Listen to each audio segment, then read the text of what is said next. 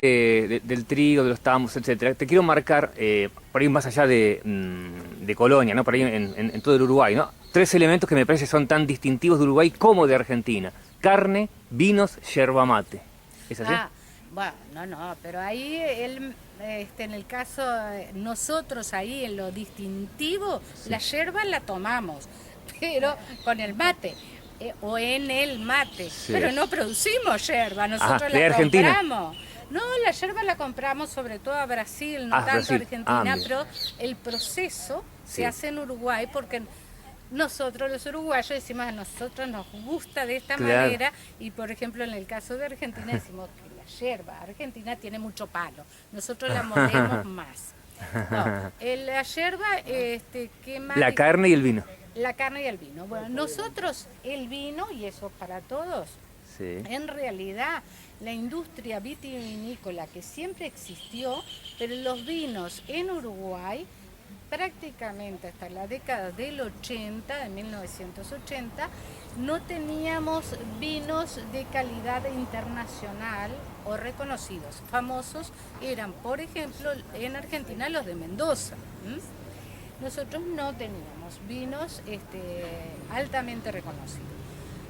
A partir de ese momento empezó, nosotros tenemos acá un centro educativo tecnológico de carácter nacional, que en principio se llama UTU, que quiere decir Universidad del Trabajo del Uruguay.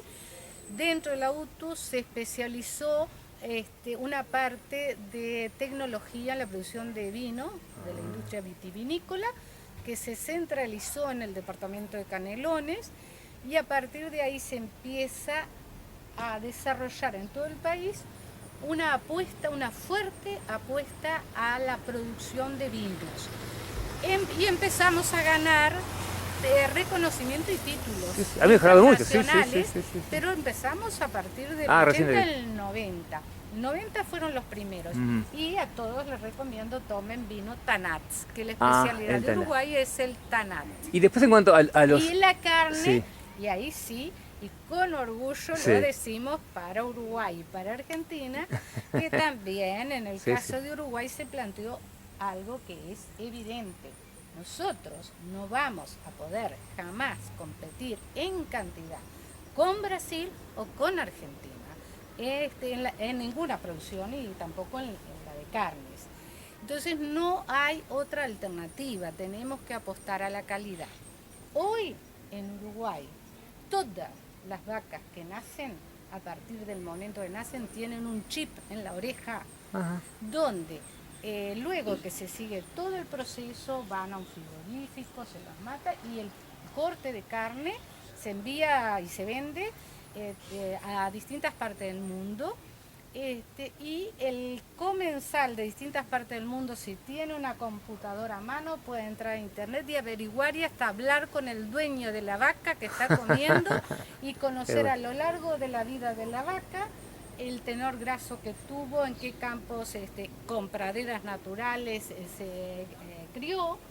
Entonces, esto hace que las carnes uruguayas hoy sean de las más caras del mundo, pero son las más caras porque tienen todo ese nivel Rastreamiento se de llama, né? trazabilidad. La Son calle de los versiones, suspiros. Está bien. la mayoría versiones populares.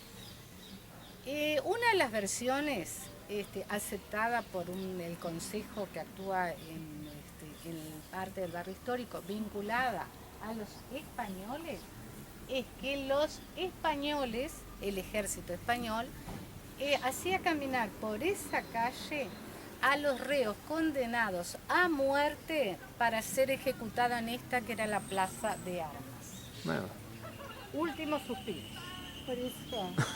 Pero digo, también hay una versión mucho más popular que esa, más agradable también. y que era la calle de las chicas alegres. Ah, esa me gusta más. Pero O que me chama a atenção? Que essa história ela é muito próxima. no importa. Las ruinas más este, antiguas de Uruguay, dice En la el guía. caso de la Villa del Solís. Más o menos, porque hay discusión, son de 1700, yo lo ubico en el medio. Era un convento, el convento de San Francisco. la parte que está en pie era la capilla de la Concepción, que estaba dentro del convento. Le pasó lo mismo que a toda la ciudad, que a toda la ciudad no, lo que es este barrio. Fue muchas veces destruido y muchas veces arreglado. Y cada uno que venía lo arreglaba con lo que conseguía alrededor como podía. Entonces, una vez que ya nos habíamos independizado, llega hasta aquí un presidente de Uruguay, el mismo que mandó tirar abajo la muralla, y por 1856 viene y encuentra esto ya en ruinas. Para utilizarlo, da la orden de construir el faro. El faro es mucho más nuevo y está apoyado en un ángulo de lo que fue la capilla de la Concepción.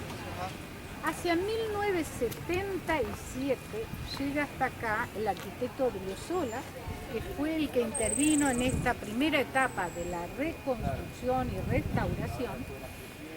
Encuentra aquí adelante una construcción nueva, que era de donde era la dirección del balizamiento del faro. Por lo tanto, era del Estado. Pide autorización y tira abajo la casa nueva, para que se viera ese conjunto, que es de dos épocas distintas. Y volvemos al concepto de patrimonio. Patrimonio no es algo estático, no es solo de una época. Patrimonio es algo que se va construyendo siempre. Ruina de la casa del virrey. El virrey vivía en Zaire, se venía el virrey. Y se considera que fue el lugar donde asumió como virrey Baltasar Hidalgo de Cisneros, que fue el único que asumió fuera de Buenos Aires. A su vez, si ustedes miran, tenemos un ranchito portugués.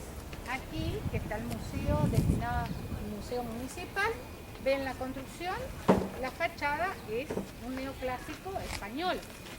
Sin embargo, yo entro y es original portuguesa, de 2 plantas. Vino un español y Francisco Albini le cambió la fachada. Si yo miro, tengo construcción española de avanzado del siglo XIX. Y miro para allá y tenemos construcción italiana de principio del siglo XX. La reconozco porque ya hay líneas rectas y ahí siguen las líneas curvas. Y la parte de arriba, la balustrada, es hecha en terracota, ya es artesanato, es una artesanía. Que Allí estaba la capilla y por el otro lado la casa de los gobernadores. Lo que nosotros acabamos de recorrer en realidad fue en la época portuguesa una época de prosperidad, de mejoras de la ciudad. Es el gobernador Vasconcelos, que fue el que gobernó 29 años, quien manda tirar las murallas de adentro para que la ciudad pudiera crecer, porque era una ciudad muy próspera. Bueno, entonces aquí, casa de los gobernadores portugueses. Yo simplemente les voy a mencionar 2 aspectos de los tantos que nos llamaron la atención. La información, más allá de dejar al descubierto los cimientos, salieron sobre todo de pozos como ese, que era donde se tiraba la basura.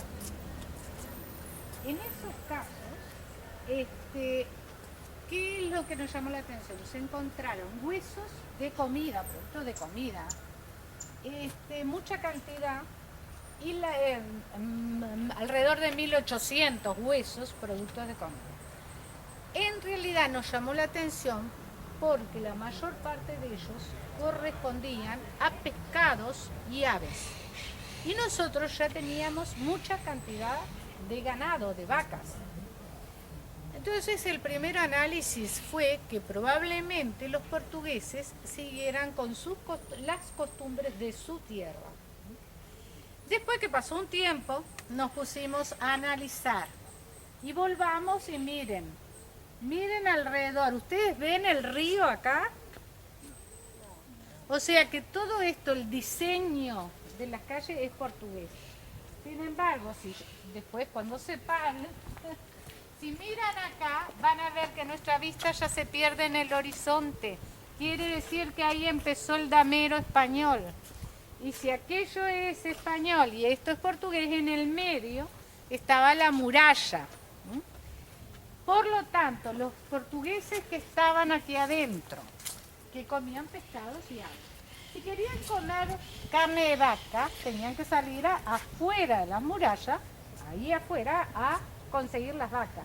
Y si salían afuera, ¿quiénes estaban afuera? Los españoles. Así que qué rico el pescado y qué ricas son las aves. No salían porque se tenían que enfrentar en una lucha con los españoles que los estaban esperando afuera. Era así de sencillo. Lo otro que nos llamó la atención es que en general ustedes vieron que yo a los indígenas casi no se los he mencionado. No Charrúas. En general les llamamos charrúas y no tenemos claro si se llamaban ellos a sí mismos, si se llamaban así. O ese en realidad fue el nombre que le dieron los que los vieron a ellos. Los charrúas en realidad eran incipientes sedentarios, o sea, eran tribus de poca cantidad de integrantes porque iban recorriendo el territorio tras la comida. Y en general estos grupos no participaron activamente durante el periodo de lucha entre españoles y portugueses. Y luego estos grupos resistieron francamente, por consecuencia de las amplias diferencias culturales que tenían, resistieron a los europeos. Por lo tanto, en general no teníamos en este lugar cerámicas mestizas que hablaran del encuentro de los indígenas con los europeos. Y aquí se encontraron ollas de barro cocido, pero con asas y con tapas. Eso habla de que hubo un contacto entre indígenas y europeos. Probablemente el contacto acá fue básicamente con los guaraníes. Estos venían como parte del ejército español, los que se trataban con los europeos, porque había guaraníes también en la zona que no se trataban con los europeos. Son originales portugueses de 1680. La capilla tuvo siempre el mismo perímetro, creció hacia arriba. La puerta es la original portuguesa de 1720 que mira al oeste. La pared que da al sur, nosotros vemos que tiene partes en piedra, ticholo, ladrillos, unas ventanas tapiadas, selladas y unas nuevas llanelas abiertas arriba. Bueno, esto nos habla de una destrucción de la iglesia. Y aquí una pregunta, ya que estamos entre Argentina y Brasil. ¿De quién se independiza Uruguay? Pois é, boa pergunta. Boa pregunta. ¿De quién se independiza Uruguay? De los dos, de los dos. Brasil. De Brasil. Éramos brasileros en última instancia. Sí. Éramos brasileros.